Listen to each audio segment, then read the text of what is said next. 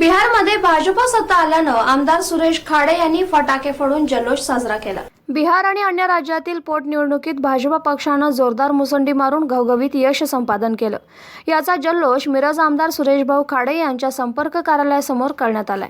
यावेळी विजयाचं अभिनंदन डिजिटल कार्यालयासमोर लावून भाजपा पदाधिकाऱ्यांनी साजरा केला। यावेळी फटाके फोडून कार्यकर्त्यांनी एकमेकांना साखर पेढे भरून विजयाचा आनंद साजरा केलेला पाहायला मिळाला।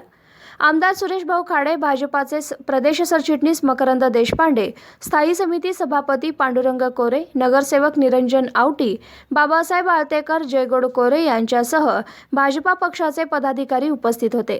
बिहार आणि अन्य राज्यात झालेल्या पोटनिवडणूक भाजप पक्षानं विजय संपादन केल्यामुळे सर्वांचं अभिनंदन आमदार सुरेश भाऊ खाडे यांनी केलं आहे। विधानसभा ही ऐतिहासिक विधानसभा, सगळ्या देशाचं लक्ष त्या विधानसभेवर होतं।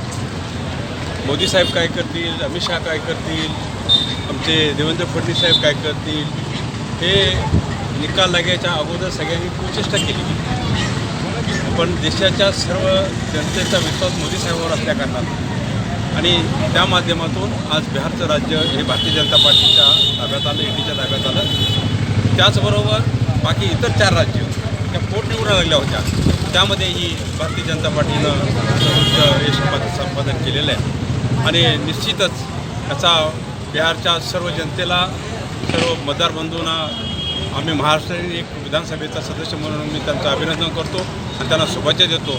निश्चित आपण एक चांगलं मतदान चांगल्या ठिकाणी दिलं गेलं, त्याबद्दल त्यांचं अभिनंदन।